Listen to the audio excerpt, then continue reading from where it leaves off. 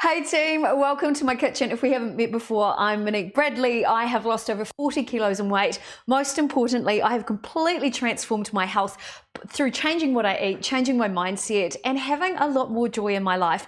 In particular, I've cut out a lot of processed foods. I have got rid of sugar out of my diet, and most importantly, I've added lots of good natural ingredients, lots of whole foods, lots of good fats as well, some good quality proteins, and I've just stopped stressing about what I eat so much and just really enjoy the moment.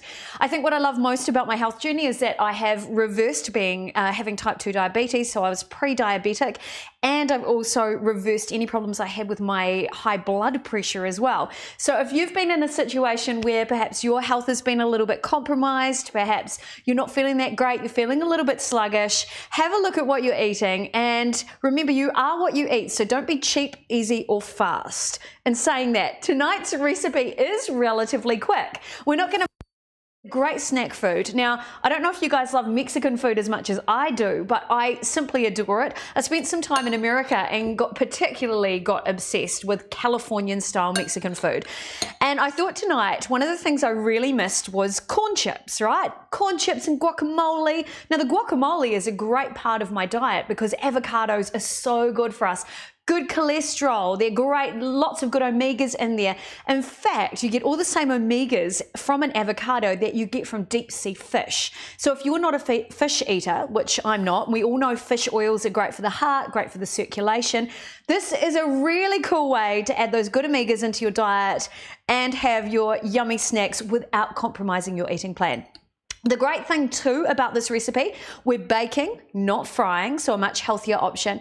And the recipe itself is relatively low in calories. So whether you're gluten-free, whether you're paleo, whether you're low carb like I am, whether you're keto, whatever eating plan you're following, even if you're on Weight Watchers, this is a great recipe for everyone, and even the kids will like it.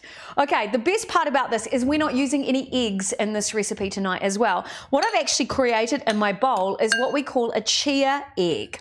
So these are chia seeds. Chia seeds are loaded with fiber. They absorb up to 4 times their weight in water. So they become quite gelatinous when you mix them with water, and they're a great egg replacement if you have anybody in your family who might be egg intolerant or, you know, have an egg allergy. This is a great option. So what I did was I grabbed my chia seeds here. I've taken a big or actually it was a dessert spoon tonight. So a dessert spoon, normally a tablespoon of chia seeds, and I've mixed it up with around just over a quarter of a cup of water. You want to leave that for around 10 minutes and it turns into this incredible kind of gooey, slimy, gelatinous mess. Now this is what's going to bind all of our ingredients tonight for our low carb, very tasty, very crunchy tortilla chips. That's what we're making tonight. Oh, by the way, hi everybody who's here. Oh, Bella Donnelly, you're not a fish eater either. So there you go. Avocado. Avocado oil is one of the best things you can add into your diet. A really good option. I don't even like really taking fish oil capsules because I don't like that aftertaste. So avocado oil is really going to help you too. Hi, Osmosis Sweet Oz. I hope I said that right. Oh, hi Chanel. Nice to see you. Okay, so we've got our chia egg here. Into here, we want to add some flavor. So instead of using white flour or any sort of corn flour or anything, the base of our ingredients tonight is actually from almond meal. So almond meal is what I use to replace normal flour so that it's lower in carb, it's higher in protein, higher in fats, but that's what keeps my blood sugars even and it keeps me satisfied for longer. So we're going to use some of that, but it doesn't have a lot of flavor. So to add into that mix, because I'm thinking I want something spicy and kind of Mexican, I went to my toolkit, which I have here in my kitchen. So this was gifted to me by my lovely friends Tony and V-Shove. I love these. And I thought, what flavors do I want in here? Well, I really love cumin. So let me have a look. Cumin here. Nope, that's my allspice. Let's have a smell. Cumin right here. absolutely fantastic, quite potent. So we're only going to use about a quarter of a teaspoon here into the mix there. The other thing I want to add is a little bit of kind of I want something a little bit smoky. So I've got some smoked paprika here. Paprika, listen to me, paprika. Now this will give it a nice smoky kind of vibe. You can also consider adding something like maybe a Mexican spice if you've got it in the cupboard, or even if you want kind of that cheesy flavor, if you've got nutritional yeast in your cupboard as well, you can consider using a little bit of that. And same deal, just about a quarter of a teaspoon into the mix there. Now the only other liquid in this recipe that I'm going to add is in fact a tablespoon of extra virgin olive oil. Hi Tony, good to see you tonight. Oh, and good to see that my producer and director Pete has shared the link for you. This recipe is actually already loaded into the front page of my website, moniquebradley.tv. Okay, we're going to add a tablespoon of delicious, good quality New Zealand extra virgin olive oil. I love this stuff, so good for your skin, great for your hair. Oh, I love it. Delicious. We're going to mix that through. Now, the reason why I'm mixing it through at this stage, so if you've seen this recipe online, oh, I love the olive oil. It's got a really nice afterkick. The reason why I want to mix it now is I want those spices to actually mix relatively evenly through the mixture. When I was testing this recipe, I threw everything all in at once and mixed it together, and then some patches had a little bit of flavoring over here and some patches had a little flavoring over here. So this for me was the best way to ensure that seasoning goes all the way through. So there's a good little tip for you. Now I've got my almond meal here. I'm going to add into the mix 1 cup of almond meal. Right, like that. There you go. Now you notice I'm not too fussy. I'm not packing it down. I'm not a particularly, a particularly tidy cook. I follow my mother. My mother is a cooking teacher, a cooking and sewing teacher, and so I grew up in a kitchen, and she's kind of a throw it all together until it works kind of cook, and I think I've picked up that trait for her. I know that her sister, my Auntie Sandra, is watching. Hi Auntie Sandra, I hope you're well. Hey team, oh, I can see some comments coming through. Hi Morris Simonson, good to see you. Oh, Johanna, hi, how are you doing? I know you went to see Mamma Mia the other day. How was it? Was it great? Hope it was fantastic. So, by the way, guys, while I'm live tonight, if you've got any questions about weight loss, about health, or anything that might be going on with you, I've been on this journey for more than 25 years. I've tried pretty much every diet plan you can imagine, from shakes to pills to potions. I've tried low fat, I've tried high fat, I've tried kind of everything. And I guess the one thing I've learned is don't focus on weight loss, focus on health. So focus on doing that by adding more whole foods into your diet, adding more plant. Plant is your friend. So the more plants you can add to your diet, the better for your body. And the other thing I've learned is really getting rid of those processed foods. So for years and years and years, I used a lot of protein shakes that are actually, some of which can be really loaded in chemicals. Just going to add a tiny bit more olive oil to bind that together. I used a lot of protein shakes, and I ended up suffering from some real struggles with my digestion. And the way I see it is that our bodies are not designed to understand the numbers, the chemicals. Our bodies are designed through evolution to understand food. So the more good quality foods you can, according to your budget, that you can add into your diet, the better for your health. So yeah, there you go. I'm off the pedestal now, off the soapbox. There we go. Let's talk about food. So this is low carb tortillas. Again, you can change up the flavors there, so kind of to whatever you like. We've got the chia egg really activating in the middle there. And what starts to happen is as you mix it through, you'll notice it's starting to form kind of a breadcrumb kind of thing. I'm just going to take my rings off, wash my hands really quickly. And we're going to mix that all together, and it will basically form a dough. Oh, I call that my medicine kit as well, because I absolutely love all these spices in my life. Okay, that's looking pretty good. I'm going to cover up the my board here. Now I've measured this out to be the size of my baking tray. So you're going to preheat your oven to 200 degrees Celsius. I've got my baking paper here. And then basically what I want to do is get my and turn it into a ball, like a ball of dough. Here we go, it's all coming together now. And then we're going to roll that out. And the idea is that you want to roll it out as thin as possible. And that's because you want it to be really crispy. Because I don't know about you guys, but I love crispy tortillas. Oh, particularly crispy tortilla chips. So there we go. Looking great. So there you go. That's my ball of dough. Now, no egg in there. This amazes me. Beautiful ball of dough. And I'm actually going to roll it into a little bit of a cylinder. So this is a trick for new players as well. Something that I learnt is that when you're trying to roll it out, you really want to roll it as rectangular as possible. Now, at this stage, it is still a relatively precious mixture, so you do still have to be careful with it, right? Just push that down. Now, what I'm going to do is I'm going to grab my other piece of wax paper or greaseproof paper, pop it on the top and press it out. So I start with my hands to press it out as big as I can, and then to make it extra thin and extra crispy, I'm going to use my rolling pin. So I know that this is perfectly measured for the size of my baking tray. That I would normally do this on my baking tray, but my rolling pin is actually a little wider than my baking tray, so it always makes it a little awkward. Okay, here we go.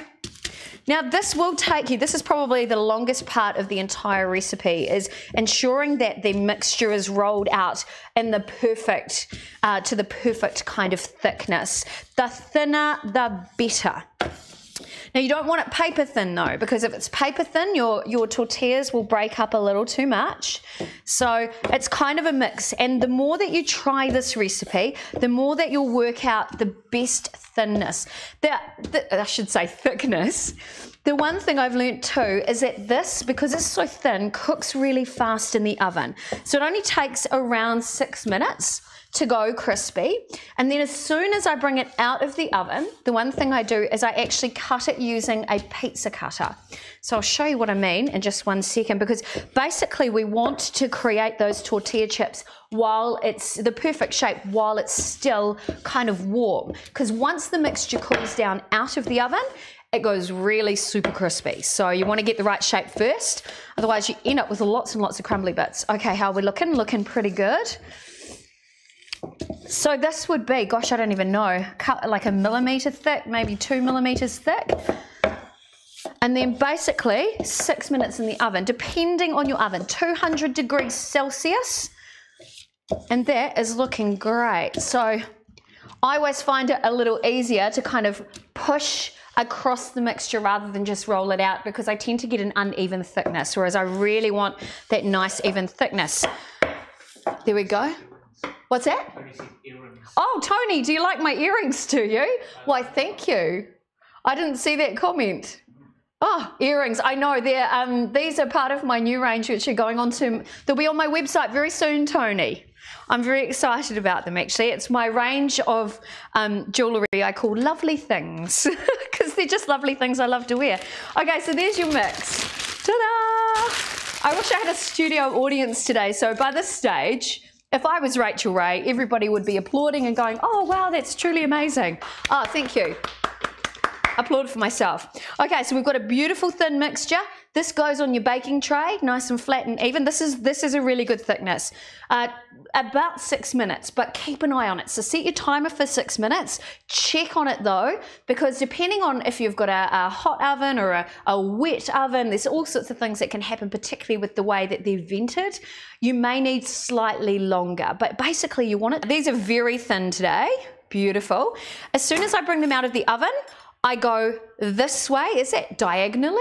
I think it is. Diagonally across the corn chips, and then I go the other, or tortilla chips, then I go the other way. And that's because, you know, I have a romantic notion of what a tortilla chip is. I want these delicious kind of corner bits to do the, you know, the dipping into your salsa or your guacamole.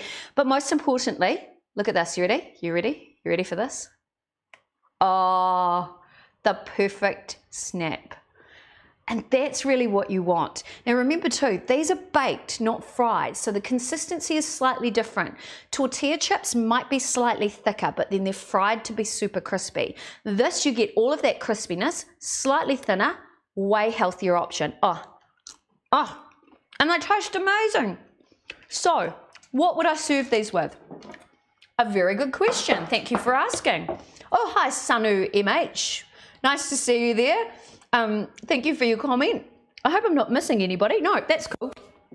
So, what am I going to serve it with? Well, I went to the supermarket yesterday and I noticed in the supermarket, can you see the two different coloured tomatoes?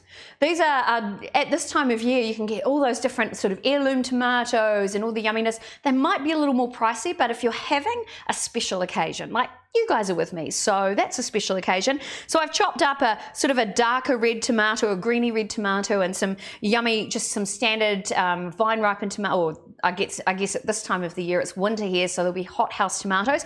Chopped those up. Now into that I've chopped up 1/4 of a red onion. I'm just going to throw that in there. Now I'm thinking I want to eat something that tastes decadent but is actually really good for my health, because you know that's what I'm all about, yumminess that serves your health, because at the end of the day I believe every mouthful counts. I don't want to waste calories on food that doesn't serve my health. I want everything to have a dual purpose, I guess. Now one of the things I've learned on this journey is that avocado and tomato are what we call, I'm just going to throw this in the rubbish bin, are what we call companion foods. So what that means is that they work together in the same way that, say, if you eat an orange, if you're taking iron, for example, and you're eating oranges, the vitamin C in the orange actually helps you to absorb more of the iron from those iron tablets. I can't remember the delicious. I can't remember the technical term for it. There's a fantastic term, but I call them companion foods, and are exactly the same. So they work together. What happens is the avocado enables you to basically get more of what we call the lycopene out of the tomatoes. Now lycopene is really important because it helps. Basically, it's an antioxidant, so it helps with you fighting the free radicals, and most importantly, it's anti-aging. So while it's loaded with yumminess, it's also helping fight those at the same time. So there you go, whiz bang boom. I guess this is why, you know, this is similar to the sort of Mediterranean diet as well, where they have lots of really good oils and good fats and lots of tomatoes and onions and things like that in the diet, and they all look so fabulous, don't they? Right, that's out of the way. Okay, mix that through. Now I want to add, I know this is going to be pretty tasty, but at this time of year, tomatoes aren't at their tastiest best. So I really want to amp it up with a little extra flavour. So garlic is of course a great way to do that. And one of the other great things is that at this time, not the avocado, the onion, and the garlic here, to basically come here into our bodies and help support our immune system.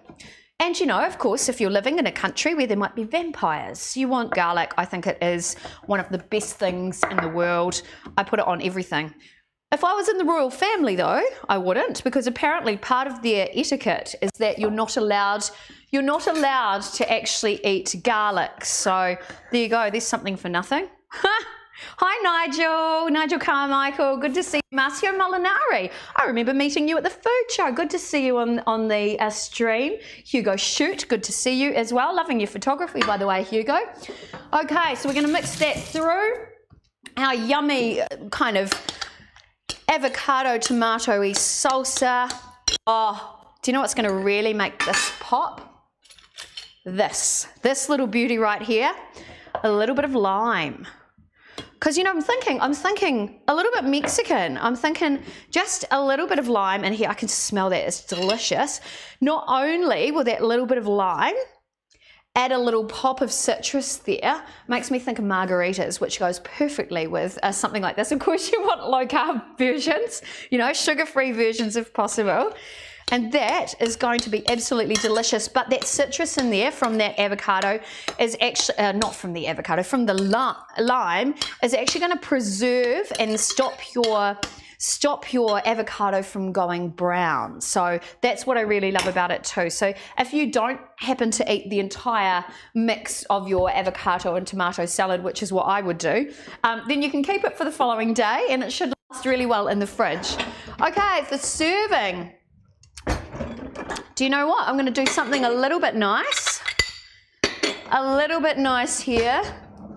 I'll pop this onto a lovely little plate and we'll make it all yummy and delicious. Oh yeah.